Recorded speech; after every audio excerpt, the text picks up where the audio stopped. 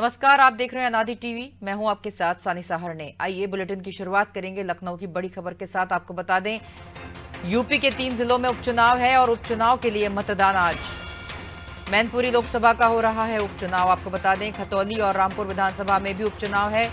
सुबह 7 बजे से शाम 6 बजे तक मतदान चलेगा। मतदान पत्र के अलावा 12 पहचान कार्ड मान्य एमपी, एमएलए और एमएलसी को जारी किए सरकारी पहचान पत्र। आपको बता दें, उपचुनाव में 24.43 लाख मतदाता करेंगे मतदान। मैनपुरी लोकसभा उपचुनाव में 6 प्रत्याशी मैदान में, खतौली विधानसभा उपचुनाव में 14 प्रत्याशी और रामपुर विधानसभा उपचुनाव में 10 प्रत्याशी मैदान में उतरे हैं।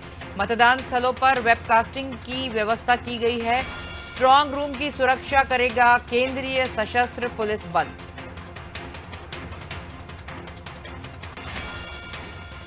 चौबीस लाख 43,000 मतलब जो है मतदाता मतदान करेंगे। 3 जिलों में उपचुनाव चल रहा है। मैनपुरी, खतौली, रामपुर विधानसभा में उपचुनाव जारी है। सुबह 7 बजे से शाम के 6 बजे तक मतदान होगा। मतदाता पत्र के अलावा 12 पहचान कार्ड मान्य रहेंगे। आपको बता दें, एमपी, एमएलए, एमएलसी को सरकारी पहचान पत्र जारी किए गए हैं। उपचुनाव में 24,43,000 मतदाता मतदान करेंगे। मैनपुरी लोकसभा उपचुनाव में आपको बता दें 6 प्रत्याशी मैदान में हैं। खतौली विधानसभा उपचुनाव में 14 प्रत्याशी मैदान में हैं और रामपुर विधानसभा उपचुनाव में 10 प्रत्याशी। मतदान स्थलों पर वेबकास्टिंग की व्यवस्था की गई है। आपको बता दें, स्ट्रांग रूम की सुरक्षा के लिए केंद्रीय सशस्त्र पुलिस बल तैनात।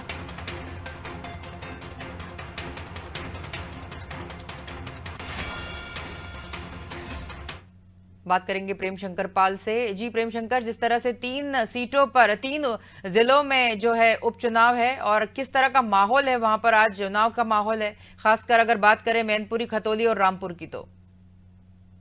अनिशा जी, देखिए, जिस समय का इंतजार था वो शुरू हो चुका है। सुबह 7 बजे से उत्तर प्रदेश में 3 जगह उपचुनाव हो रहा है, जिसके अंदर मैनपुरी लोकसभा सीट है और वहीं रामपुर की विधानसभा सीट है और वहीं मुजफ्फरनगर की खतौली विधानसभा सीट है।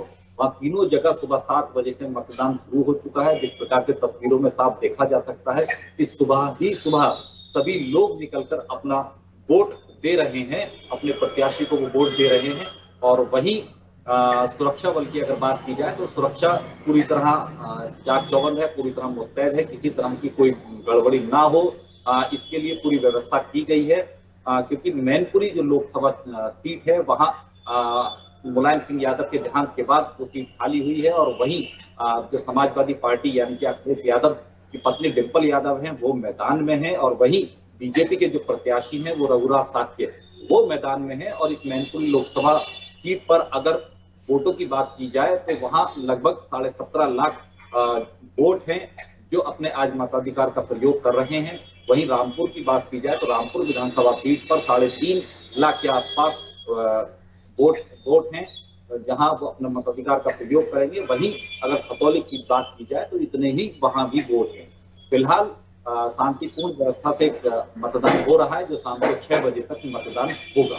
जी प्रेम शंकर, जिस तरह से अगर बात करें एमपी, एमएलए, एमएलसी को जारी किए सरकारी पहचान पत्रों की, तो किस तरह से इस बार जो ये सरकारी पहचान पत्र जारी किए, क्या खास बात है इनकी? देखिए, बिल्कुल, क्योंकि मतदान है आज, तो किसी भी प्रकार का कोई भी व्यक्ति अगर उसका वोट है तो वो वोट दे पाए, इसी के लिए व्यवस्था की गई है।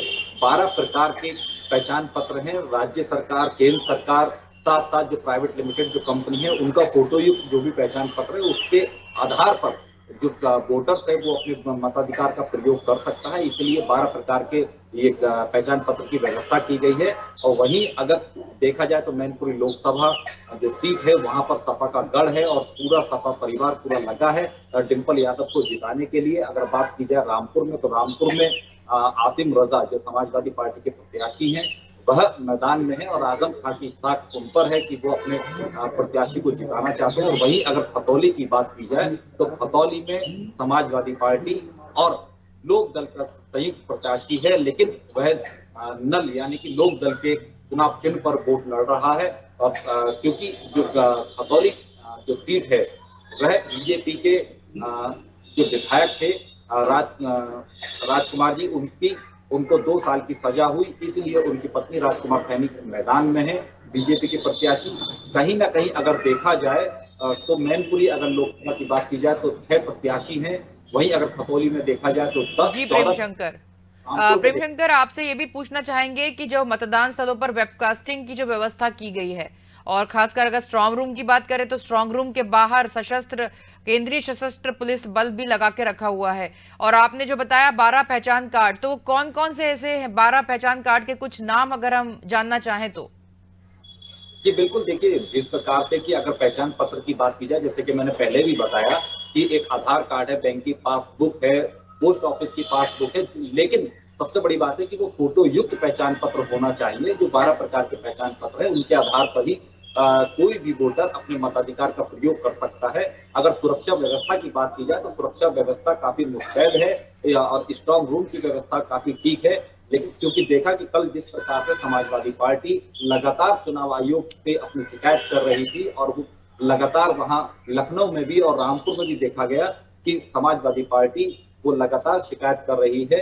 लेकिन वहीं अब देखने वाली बात ये होगी कि आज जो वोट होगा और 8 तारीख को जब मतगणना होगी तो कौन प्रत्याशी जीतता है। प्रेमशंकर, जिस तरह से बात की जाए मैनपुरी लोकसभा उपचुनाव में 6 प्रत्याशी हैं और रामपुर में 10 और जो है 14 खतौली में है, तो कितनी प्रतिद्वंदिता देखने को मिलती है? किस तरह के प्रत्याशी हैं? कितनी पार्टियों ने उनको अपने प्रत्याशियों को उतारा है? देखिए, अगर बात की जाए कि तीनों उपचुनाव जहां हो रहे हैं, मैनपुरी में 6 प्रत्याशी मैदान में हैं। कि अगर और इसके अंदर अगर रामपुर में देखा जाए तो वहां प्रत्याशी मैदान में है, खतौली में भी हैं, लेकिन जो सीधी टक्कर देखी जा रही है वो समाजवादी पार्टी और बीजेपी में ही टक्कर है और दोनों ही प्रत्याशी मैदान में, दोनों के प्रत्याशी मैदान में हैं। लेकिन क्योंकि अन्य प्रत्याशी मैदान में हैं, वहीं अगर सुभाषपा की बात की जाए तो सुभाषपा ने अपना प्रत्याशी मैनपुरी में उतारा था, सबसे पहले उसकी घोषणा की थी, लेकिन उसका पर्चा सब खारिज हो गया था। लेकिन रामपुर और खतौली में सुभाषपा का भी प्रत्याशी मैदान में है। जी प्रेमशंकर, आप बने रहिए अगली खबर पर भी हमारे साथ। आपको बता दें उपचुनाव के लिए मतदान आज सुबह 6 बजे से लेके शाम के 6 बजे तक मतदान कर सकते हैं।